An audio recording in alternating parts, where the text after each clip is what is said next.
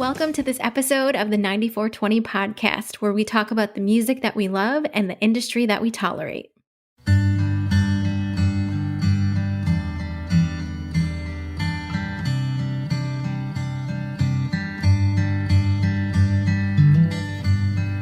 Nothing is wrong, nothing is right, when nothing is clear.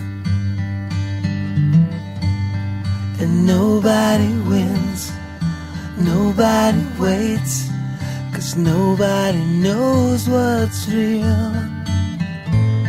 And how could you be so cruel? How could you let me think that you were happy to be there, waiting around for me and love? Just when I believed in you, you did just what I thought you'd do. You released me, and now I'm here alone.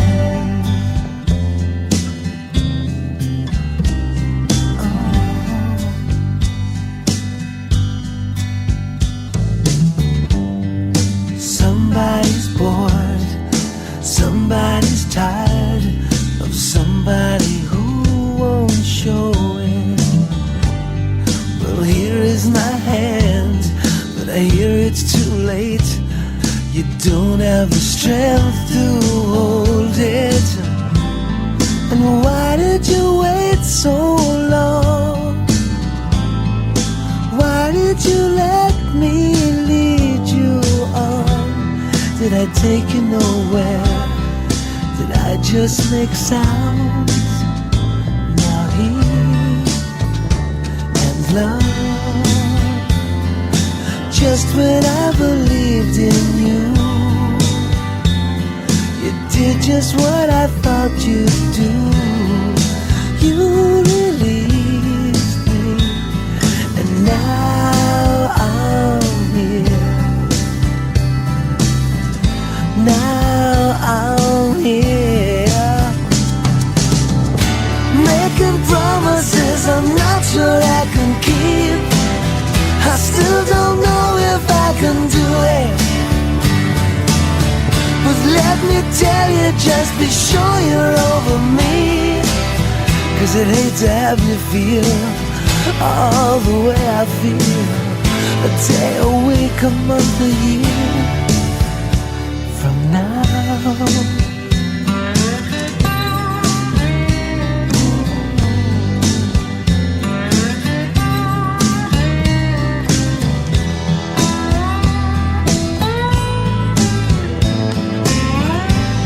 And how could you be so cruel?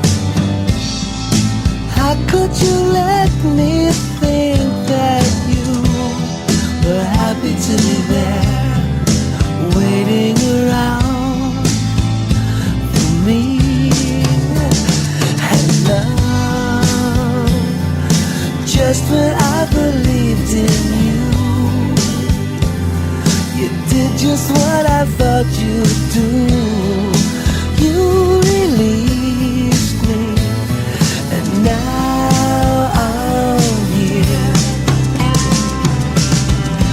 Now I'm here.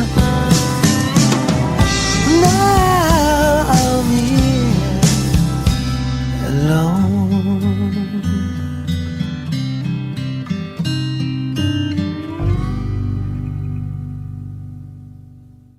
Hey everyone, and welcome to this episode of the 94twenty podcast. That song that you just heard was And Love by Charlie Dog. So Carl, why don't you tell us a little bit about that song, since Charlie Dog is you? I am Charlie Dog. That's true. I'll tell you a funny story about Charlie Dog. This is the most ridiculous thing. The reason why I became Charlie Dog, should I tell the story? Does it matter? Well, I think it's relevant. Go The reason for why it. I became, back in like in the 80s, I was in this kind of power pop band, kind of like a Replacements, if you remember what that band was like, kind of power pop punky. I had attitude. I used to, anyway, one day I used to do crazy stuff like baptize the audience and throw water at everybody. And so one day, during a performance, I threw some water in a glass, and the glass broke, and someone cut their foot, and there was this whole big thing. It was too violent. So this guy Pat Kenny, who owned all these clubs in the city, like the Bitter End and the Kenny's Castaways and the Cat Club and stuff, he banned me from those clubs. We couldn't play anymore. And that's how the band kind of broke up, because I was literally banned. The band was banned. Anyway, so about 3 or 4 years later, I want to start doing this acoustic solo thing, and I said I can't go as my own name, maybe because back then I used to have short hair, but now I had long hair, and I think if I change my name, they won't recognize me. So anyway, I so my name was Carl, so I figured, derivative of Carl, Charlie. And then my friend at the time, who has since died, used to call me Hey Dog. That was my nickname. So I figured Charlie Dog. It's cute. Dogs, anyway. And that was it. I became Charlie Dog. And I started using that name, and and that's how that became. And why am I even telling this story? That's actually, I mean, it's fairly apropos and relevant because, I mean, I think that what we wanted this podcast to be about is like maybe a little mini celebration, maybe taking a breath about why we created it. This is the 20th episode, and we were going to talk a little bit. We're going to reminisce a little bit about Yeah, but I about remember, the podcast, right? but I remember So, the story as to why I brought up the Charlie Dog thing. But the reason why I brought up Charlie Dog is because, so I went as Charlie Dog is in my solo career for a while, and literally, I did, I got a manager. I even got some publishing deals. Did some stuff as Charlie Dog. Anyway, and I did that record, that song off that record, Gray and Love. And the first time I went to Nashville, this is a funny story, because you uh, you had flown me down to Nashville the first time, I think back in the. right. So I remember going down there, and my first trip, right? I did the whole thing. Gary came down, a friend of ours came down there and met me because he lives in Florida. So we met there, converged in Nashville. So I bought a hat. I bought like a big like a cowboy hat. I bought boots, right? I had my guitar. I did the whole thing. I bought a hat, and I used to have my long hair back then. So I remember when I left Nashville for the first time for that first week trip. I'm in the airport, right? And literally on my ticket, because I used to go by that name, it said Charlie Dog. So anyway, so when they're boarding the plane, I remember this one woman goes, and she sees me walking and takes my ticket, and I had the cowboy hat and the long hair and the guitar and the boots, and she goes to her friend, you know who that is? That's Charlie Dog. Like I was some famous country star. But the way she said it, she goes, hey, do you know who that is? That's Charlie Dog. Isn't that It was so isn't that it was strange? ridiculous, man. I loved it. Yeah. But anyway, Well, I mean, it's completely apropos that you tell the story because I think this is our 20th episode of the podcast, right. and I Yep. mean, Number 20. and you guys emailed and said, "Hey, let's put some of our favorite music from the past 20 episodes in this episode, and let's actually celebrate a little bit the idea that we've actually lasted that long." And I thought that was a good idea, but I was thinking about it before I chose a song that I thought is representative of what we've been doing and what we tried to do. Really, the inspiration for this podcast is your music, Carl. So, or at least that's my inspiration for it. So I think it's great that you played it. It's one of my favorite tracks. And maybe one day soon, hopefully, I may finally have some new stuff. So that could be fun. Wouldn't that be cool? I think we meet in 1994. I met Yeah, you. did I didn't did know we your ever name was explain why the Carl. name is 9420? We Exactly. did in the first episode. You guys did explain it, but it could be fun to reminisce down memory lane. Well, Well, I'll just tell my little bit of it. Is that I remember that one day we used to when Greg and I first met, you know, we went to like Bongo Java in Belmont, right across from Belmont. That was our first little place we used to go. I still love it there. And the old Bongo, when they had the porch and the outside and stuff. Yep. And so we sit there and like I remember Gary. I have some of it on film. Gary used to film us. Remember, because he just had that high 8 camera, and that was in '94. So then like I go back and forth to Nashville. So I guess a few months back, I guess back in whatever it was, but I guess back in February or March or whatever it was.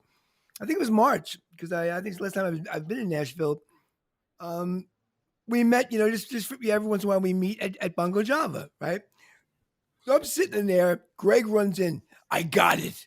I got it. What? We should do a podcast, and we just do, and he just goes through the whole thing, and then we didn't know what do we want to call it. What do we call it? I don't know. I remember I was coming out of the bathroom, and he wrote 94twenty. I go, well, what's that? He goes, well, we met in '94, and now it's 2020, so 94twenty. I go, okay, sounds good. And Made a certain amount of sense. And then, of course, Nicole, you were asked to join and navigate the however many years that is between 94 and 20 and deal with all our 20, common language 26, and I think it's 26 years.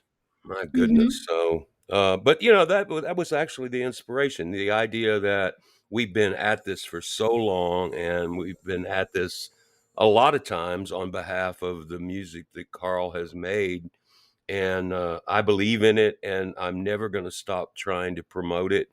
And so I thought, let's put a podcast out there.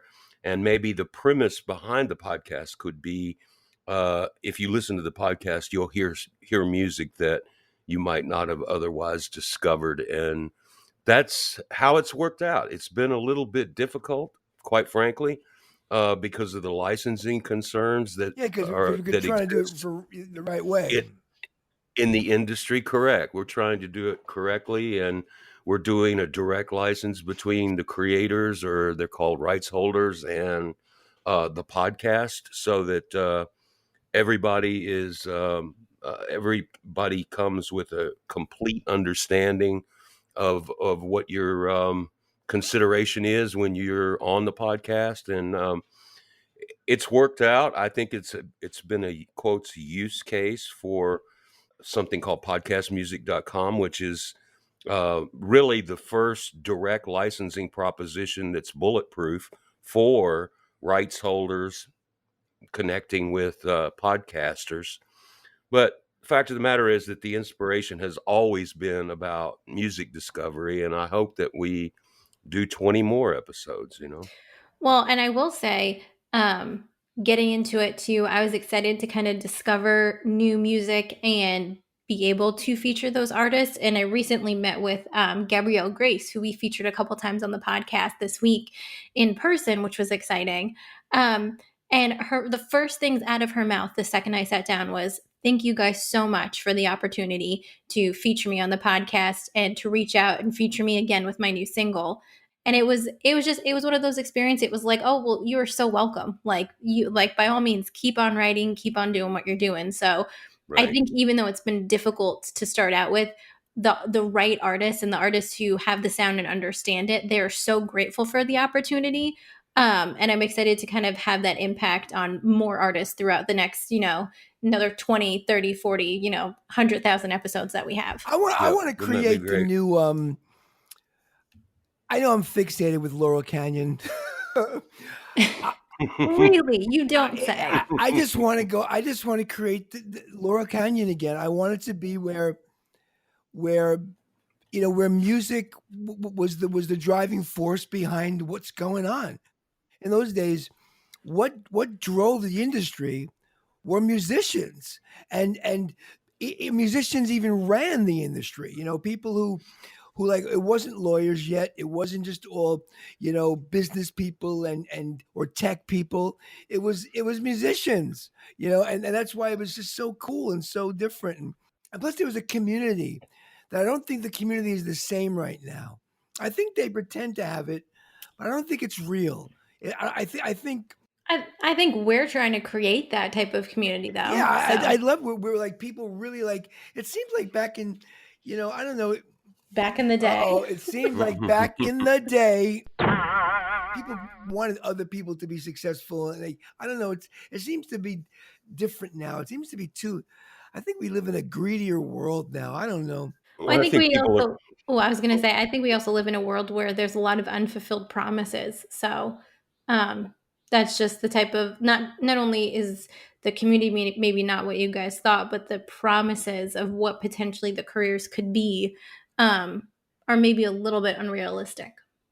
And I think also because particularly now because of the way we're all operating, people are creating in more isolation. Now, of course, you have the ability to promote and market and do all these things on a national and international basis based on digital. But the fact of the matter is that what you're describing is basically music that's coming out of particular scenes, and those scenes are made up of people supporting one another, not only the listeners or the people that would engage with the music, but also scenes of the artists and bands. And I just recently we talk all the time about documentaries on this podcast, and just recently saw the podcast, or excuse me, the documentary about Cream magazine from back in Right. the day. And I mean, that was a I mean, that thing was born of the idea that there was a scene Lester of Bangs, people right? that weren't Detroit, right? musicians. Yep, Lester Bangs, right, Detroit. Uh, it was a scene of people that considered writing about music and this new thing called pop journalism or music journalism. It was about that was a scene in and of itself. And those folks that created that stuff, they considered themselves on par with or on the same level as the bands and the artists that were creating the music. So it was really kind of a cool team effort, and when you became part of one scene, you were promoted by the other. And I think you're right. I think maybe that doesn't exist so much anymore. Doesn't mean that it couldn't, but if you consider probably the biggest band to come along since U2, which was a cultural phenomenon. It would probably be Nirvana, and that most certainly came Yeah, out of but a scene. I often And there say were, that that there was were, that was it. Not maybe I'm wrong. mhm. But Nirvana to me was the last. That might have been Right, the last because scene that was thing. 30 years ago. That was 91, 92. Hmm. Here, that's 28 years ago. What's happened in 28 years? What scene or what, like, have we gotten just too much that we're too jaded that nothing that cannot happen again? We're too hip now or something? I don't know. It's weird. I think that over the course of a few more podcasts, we may start to delve into. I'll tell you, there's a genre of music that's out there, Latin music, for example. I think it feels the closest to this kind of scene phenomenon, and so maybe we'll unpack that in future episodes. I used to have a friend. I'll make the connection where I had this friend who used to love REM, right? When they were underground, they're really one of those really culty bands or really like underground bands. As soon as they started getting big, she hated them because now they're big and now they're stars. Everybody likes them, and like she's one of those people. Then she went for her next underground band. And I think is that it when people just get too big. Well, I think maybe when the scene gets too big, when the circle of people like, you saw that happen in the UK in the 70s and 80s, with the punk movement. There was the new romantic movement, new wave, all those movements, they basically started out as a bunch of people going to clubs and following If bands you of a look at it, it's particular just all genre. cycles because you look at like the 60s, the Mm. 50s are like da, da, and everybody's all like Venus, and then so then like enough of that. So then like it just got intense. It got into the singer songwriters. The Dylan comes along right and makes it all like angsty and stuff. What is he talking about? Then the 60s started getting complacent again, all rock, and then all of a sudden it changed again, and then it got all into the hippie movement. The singer songwriters of the 70s get into more depth, Vietnam, all that stuff. Then it gets into the 70s disco, yeah, woo, everything's cutesy and fun again. And then, oh no, can't have that. And it goes right into like, that's when punk comes in and says, no, let's blow this up. Then punk does that for a while. Then you look at every kind of phase, and then like grunge did it again. Then the 80s were like all like new wavy and everything's poppy and whatever, and Bananarama. And then you get like, Nirvana comes in and says, no way, we're gonna blow this up, and grunge and Soundgarden and all that stuff, and Stone Temple Pilots. And so like, and it just keeps on doing that. Like I think that's where hip hop comes in, and that's where I think we're in that phase again. I think we're coming out of the kind of poppy or happy stuff and getting into more angsty, tough attitude stuff. And you know what I'm saying? I think we're in another cycle. Well, long ago, I mean, essentially what happened was that people built scenes around or got interested in or promoted things they were presented, right? So that's not the way music works today. That's not the way it travels through the cosmos, if you will. I mean, we have on-demand listening now, so I can follow any genre I like, any artist I like. I can listen to anything. Anything is available at my fingertips. So I don't spend that much time, following or rather meeting people that are into the same thing I'm into. I mean, you see that out of the club scene, and there's certainly club scenes around, or at least there were 6 months ago. Whether or not those are going to come back, then there'll be a whole new group and a whole new sound. I think there are too many choices. Yep. I mean, everybody gets to listen to exactly what they want to listen to. That's another reason that I think that we need to keep doing this podcast, is because there is a ton of stuff out there, right? So maybe we can be in a position where we're presenting some things that you might not otherwise hear somewhere. Well, here's a tune that you chose that we did a while back. So you want to talk about this one? Let's talk about Calm's tune. These folks reached out. They're in the UK, and they reached out. They heard the podcast, and they thought, hey, you can feature our stuff here. And it was exciting for me, and I think exciting for you and Nicole as well, because this was basically the purpose, the purpose for doing this podcast on a regular basis is, hey, let's turn some people on to some stuff we're hearing. And I think these guys come out of a burgeoning scene. It's kind of throwback, kind of retro. I mean, I think they're very into 90s sounds. And I just thought when I heard it for the first time, I thought, man, these guys are really on to something. The lead singer is just, I think I said it in the first podcast we featured them in.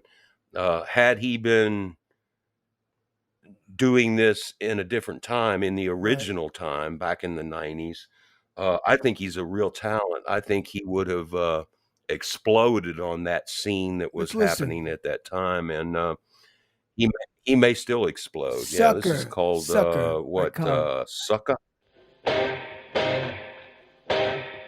Slow down, innocent, what's your secret? I'm lost in a daydream, can't find meaning.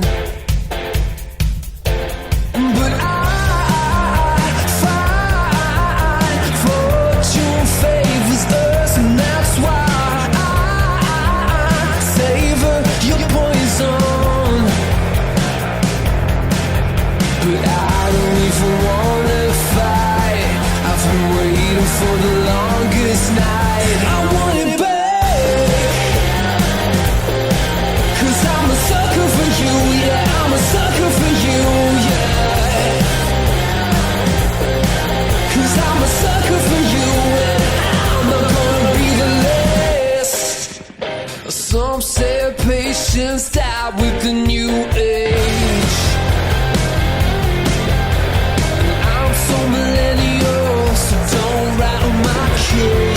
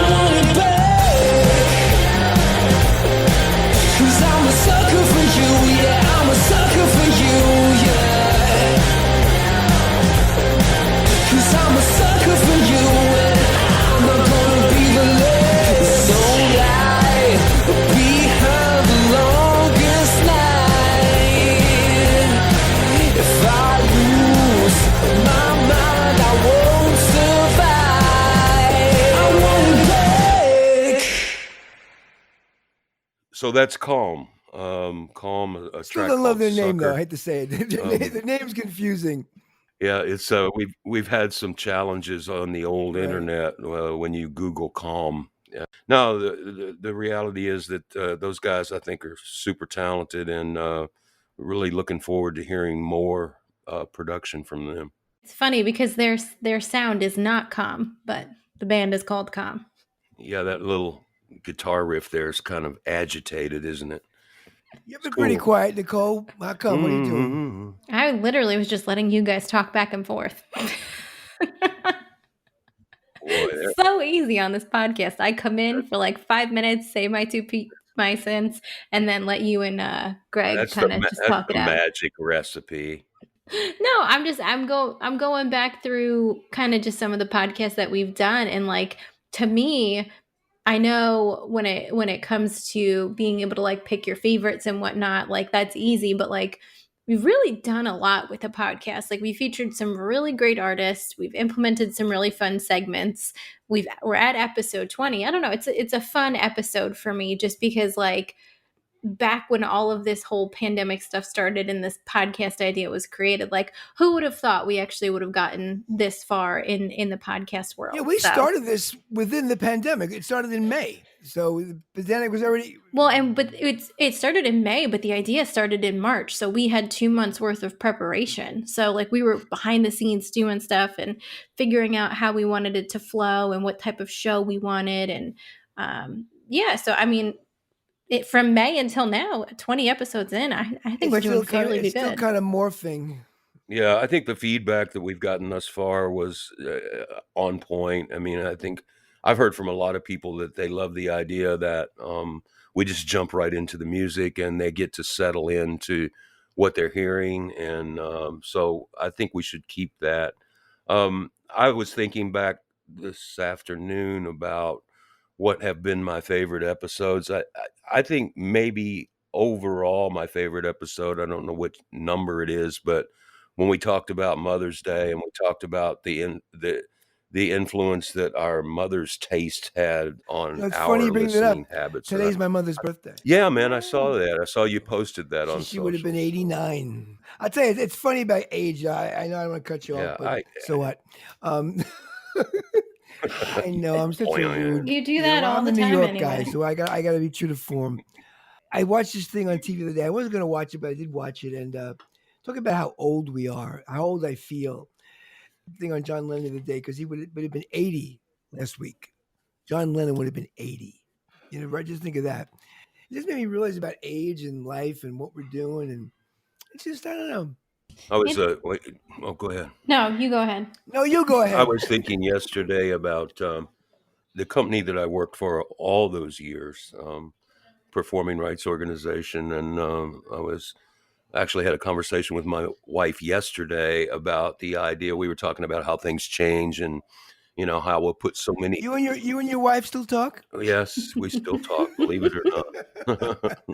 when I'm not asleep on the couch, but I'm sorry, everybody. I yeah, was making fun, but just so you know, Greg and Maud are my, they're my heroes. They're my romantic if you models, man. if They're you the best only knew, relationship Carl, if you anyone I ever met in my life. Seriously, I've seen how you're with her right for 30 something years, yep, and like yep, she yep. actually still likes you. I can see when you guys talk. Uh, You guys like each other. she's given it a second thought a time or two, But haven't actually we all recently. though? Like, I don't I don't know. We should have our significant others on at some point. That would be fun. Or do the question of the week to our significant others. That would be an interesting I've episode. tried to get my husband to do the question of the week, and Mm. he's like terrified of saying the wrong thing because he's like, "This is your thing.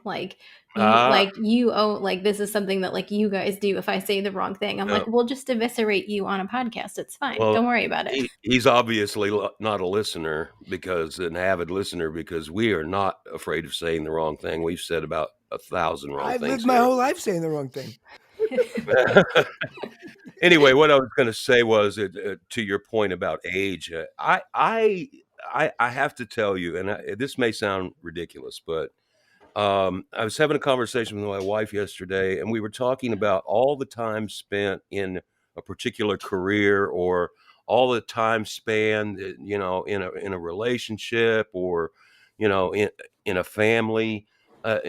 Before you know it, it gets to be 20, 30, 40 years, as you get older. And I was talking particularly about the guy that actually was one of my mentors in the performing rights industry. His name was Jim Myers, and he was just this amazing guy.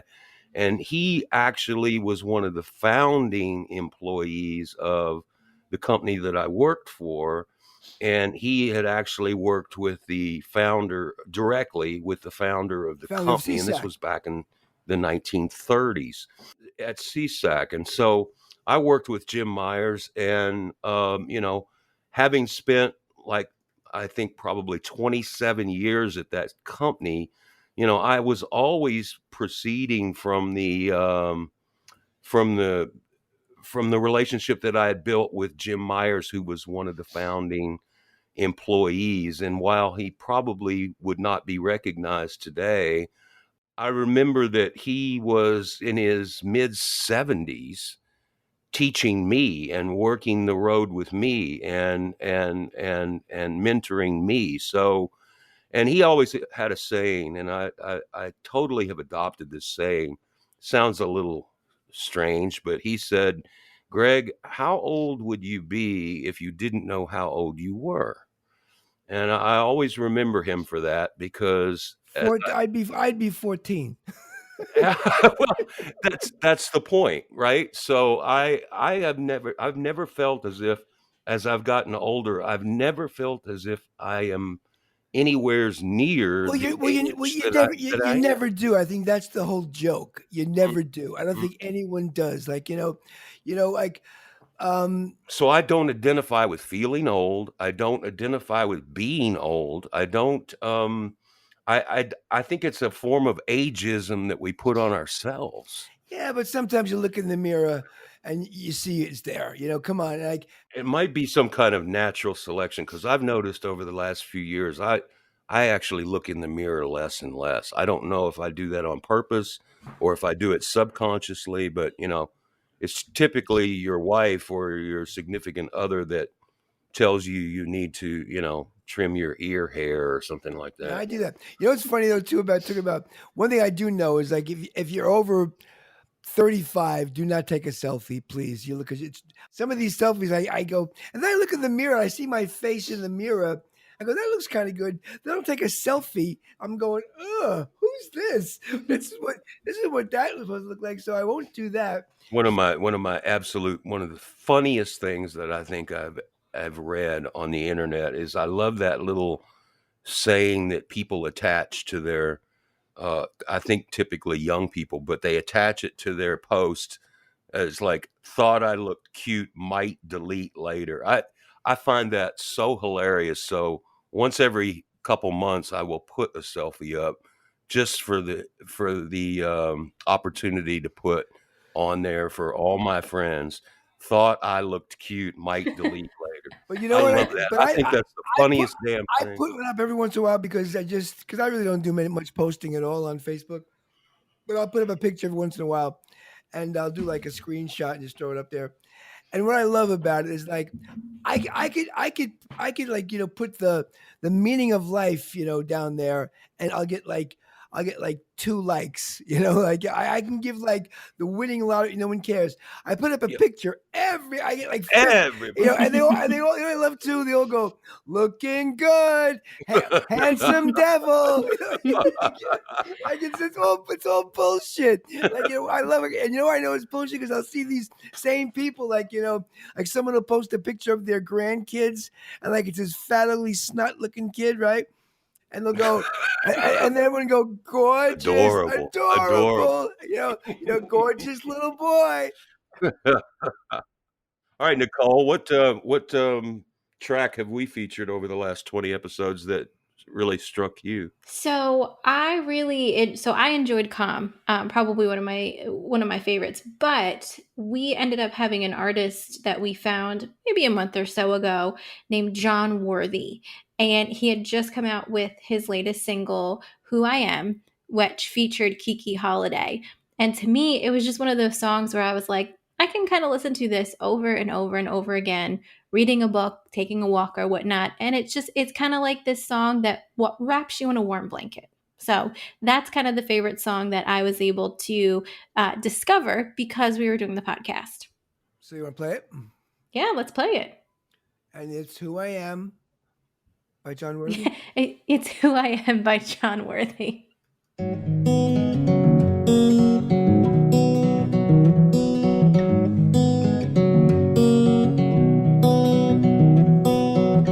I love the way you move. I love the way you groove. I loved everything you do, and then you cut me loose. There's so much to say. I tried every way. Distance was something I couldn't change. I watched you fade away. I don't know who you are. Time has grown us apart. Tell me one thing, allow me this one thing. I wanna know how you are.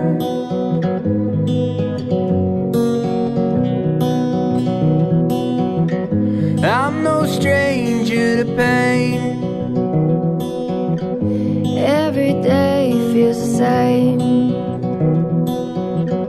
No matter what I do, I refrain from all the ways life has changed. I don't know who I am. All these days seem to blend. But tell me one thing, allow me this one thing. I wanna know who I am. I can't take this, I've been faking so long. I'm tired of feeling so goddamn alone. Some days are amazing, but something must change. I feel like my life is wasting away. I don't know who I am. All these days seem to blend. But I got one wish, allow me this one wish. I wanna know who I am. I wanna know who I am. I wanna know who I am. All right, that was John Worthy's Who I Am featuring Kiki Holiday. So we've done 20 Tell you, episodes. famous sounding names already. I know, John Worthy, Kiki Holiday. But we've done 20 episodes so far, and I You know think who that probably one of was? my That was Charlie Dog, but this was John Worthy and Kiki Holiday. sounds a lot better, I will say. But I think the favorite thing that we've done so far since we've launched the podcast is we've implemented a question of the week where we get people who are listening to the podcast and people who are following us on social to answer questions that are pretty relevant within the music industry. And we've gotten some really funny answers from them, and we've gotten some pretty serious ones. And then we've gotten some duds, which we didn't feature, but that's okay. But I don't know, that's probably one of the fun things to like hear people's feedback along like the themes of what our episodes are. Yep, I've really enjoyed that, and it's always great when you're trying to navigate all these new apps and all these services that are provided out there and all this cloud-based crap, right? It's always great when you run across something that works well and is simple to use. The user experience is great. And so this SpeakPipe thing that we'll be sending you or you can link to from 94twenty.com, this thing works beautifully. And I think the audio is pro, and you essentially just speak into your phone and Maybe we should you contact answer the SpeakPipe and question. maybe they can sponsor our podcast. I believe that that's something that we probably ought to do first thing in the morning. Yeah, I just think it works well, and I think it sounds good. And it's like when you're doing this, and we have no idea what we're doing on this podcast, but Carl, because he has an affinity for production, he puts it together, and I think it's been easy for him to incorporate those little recordings, Right. and I think it's a very useful tool, and I also like hearing people's voices other than ours. And Well, and I think too it sparks debate in us sometimes too from what we've been talking about. So that's the other thing is it's our three opinions on this podcast, but you insert someone else's opinion on here and it's a whole other conversation. I just thought of something that has nothing to do with anything. I just thought of the thing. I just thought of this. I forgot I used to like. that's part of the It's format called. too. Yeah. I thought of this a long time ago as a question, right? If you submerge your hand in water, right, while it's in the water, is it wet? So is that our new That's question my of the week question. for I've this asked a week? lot of people, and I say it's not wet. I think your hand is only wet when you take it out of the water. When you're underwater, you're not wet. You're submerged in water, but you're not wet. I think wet has to do with you being out of the water and the air and the. What do you think? Do you agree? Like to me, fish Well, fish I are mean, not I wet. feel like but I feel like everyone is wet though, because even though they're submerged and surrounded by water, it's still touching No, you. So technically, you are you're wet. not. No, you're not wet. Look, your hair's flowing. Your hair doesn't stick to your face. It flows nice. Your clothes don't even stick to you. It's when you get out of the water that's when you're wet. Well, you're in the water. You're not well, wet. I can't believe I'm responding to this because this is the most out there question and topic yet on 20 episodes. But I will say this: strangely enough, I have been delving a little bit into Stoicism. There's a saying in Stoicism that the wet man does not fear the rain. So, I'm strangely right. enough, I think that may be another way to talk That's what about I it, feel. right? That was my thought. So that's my deep thought of the day. Well, I think we've talked enough about wetness and our I think we've favorites from this podcast so far. saturated that topic. Next week we'll talk about dryness. We have Yeah, we have right. saturated that topic, Carl. um, so to everyone who is listening, though, please keep listening, watching, subscribing, and sharing our Tell your podcast. We friends to really enjoy listen. Come making on, it. what are you doing? Yeah, we want to be able to make this podcast for years to Enough come. with politics. It's about the music. It's about the music. Don't worry if your hand is wet or not. Yes. It's about the music. But for everyone who is listening, please go to our website for all of the show notes and past episodes that we've been referencing so far. All you have to do is go to www.94twenty.com. That is the numbers 94 and the letters TWENTY.com. And while you're there, make sure you click on the question of the week to answer it, and we'll feature you You know what I was guys in wondering? a upcoming Why didn't we episode. spell out the word 90 and write the number 20? Oh gosh. Well, on that note, we got to start a whole new podcast, We people. could have wrote out 94 and then wrote the letter 20. We number 20, so we can change it up. There you go. We got options. All right, everyone. Have a great day. Bye-bye.